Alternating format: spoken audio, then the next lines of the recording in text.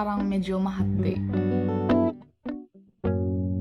Nag-dry yung skin ko, so ipapop ko na lang dito sa screen kung ano yung itsura ng skin ko nun. Kung tinatanong nyo kung nakakaputi siya, yes, nakakaputi talaga siya.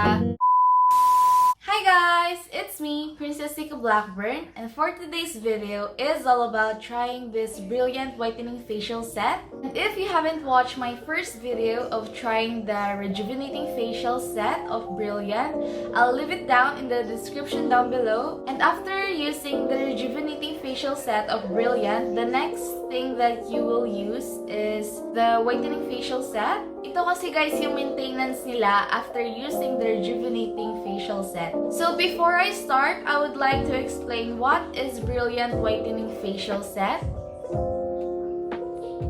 How much is this product? Well, I bought this for only 300 pesos. You will have 4 products in this set, and those are Gluta Arbutin Soap, Whitening Facial Toner, Sunblock Cream, and Whitening Cream. You will be using this soap for morning and night, and papatagalin mo siya sa face mo for 2 to 3 minutes. Then after that is banlawan mo na. The next step is using this Whitening Facial Toner. You will use this in morning and night just like the soap. And the last step for morning is using this sunblock cream. Papatagalin nyo muna yung sunblock sa face nyo for 30 minutes. Then after that is pwede na kayong lumabas ng bahay nyo. Then every 2 to 3 hours, lagi kayong mag-a-apply nito. Especially kapag lagi kayong nasa labas. And mas better kung iwas exposure na rin kayo sa sun. And ang pinaka-last step sa gabi is using this whitening cream. You will only use this every night, guys. I really hope na na-explain ko sa inyo, guys, kung paano gamitin ang bawat products. And without further ado, let's get into the video.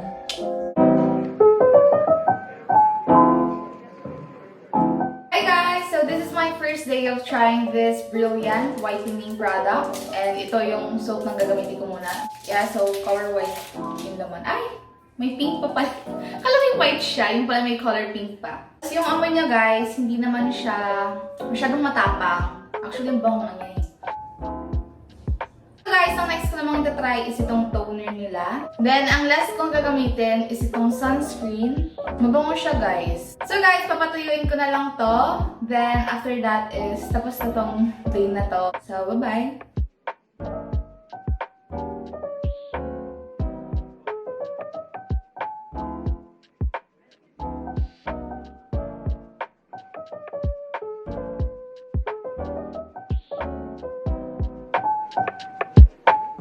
Hi guys!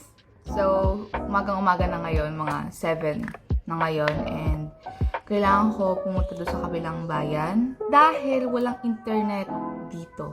Isang linggo nang walang internet dito. Eh, may kailangan akong ipasa kasi finals namin na ngayon. Hindi ko lang alam guys kung bakit parang medyo mahapde. As in, medyo mahapde pag naglalagay ako ng sunblock. Pero pag sa sabon, hindi naman siya mahapde at saka dun sa toner. So yeah, pa second day ko pa lang ay medyo nakakaramdam na ako ng hapde. Pero hindi siya yung hapde na kagaya dun sa rejuvenating na naranasan ko. Parang medyo makati-kati lang siya ng konti. Siguro dahil naninibago lang ako dun sa product. I'll see you guys later. Bye!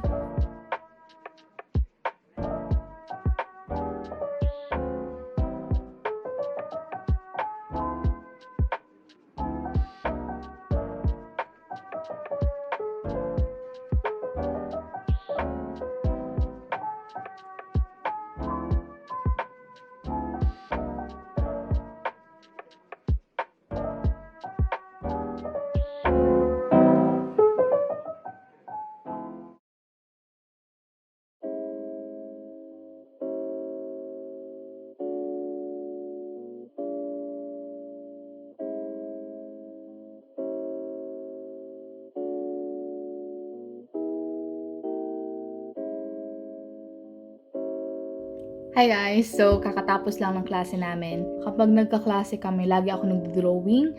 So yeah, drawing ko is ito. Like, habang nagkaklase kami, simula ng umaga, mga 9 o'clock hanggang ngayon. Ngayon is already 2:30. Member siya ng BTS. Picturean ko lang to, tapos ipopost ko sa aking Instagram na art account. So, ngayon guys is maglilinis lang ako and also maliligo. Tas, yon, matutulog na ako. Kakain lang ako konti.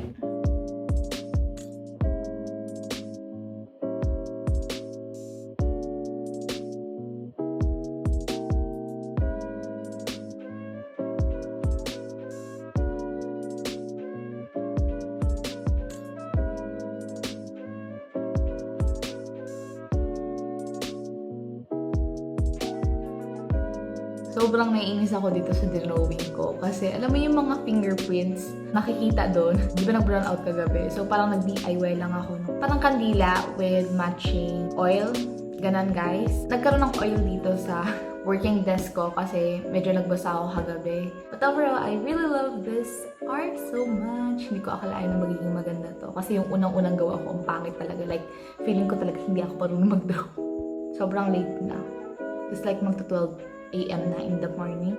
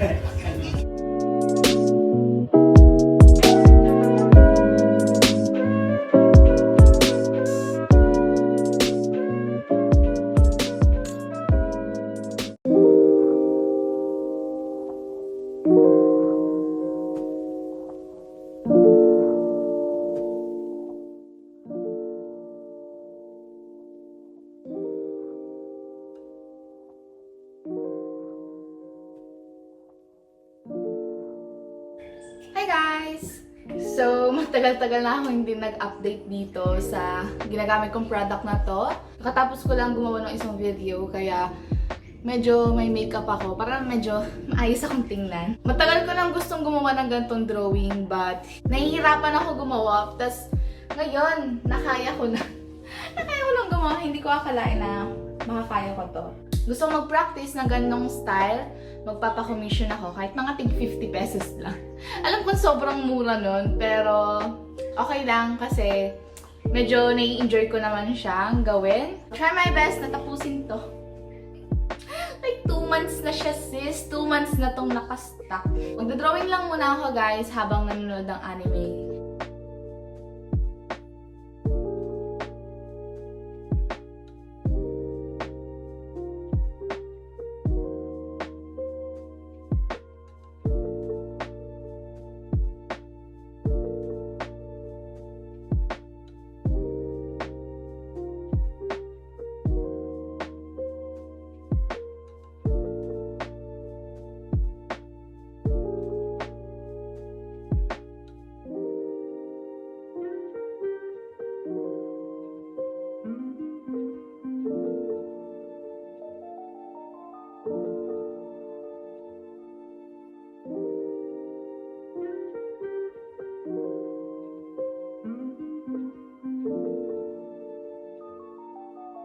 So guys, this is finally the end of this video, and ang masasabi ko lang dito sa product na to is hindi siya ganun katapang, and I highly recommend you guys to try this kasi maganda naman yung pinakita niya sa akin. Pero nung sa first week na paggagamit ko dito sa product na to, medyo nag-dry yung skin ko, so ipapop ko na lang dito sa screen kung ano yung itsura ng skin ko nun. Pagkalipas ng ilang weeks, naging okay rin naman na yung skin ko with the use of sunblock. And guys, kung tinatanong nyo kung nakakaputi siya, well, my answer is yes, nakakaputi talaga siya. So, kailangan paggagamit kayo ng product na to is isasama nyo yung leeg nyo.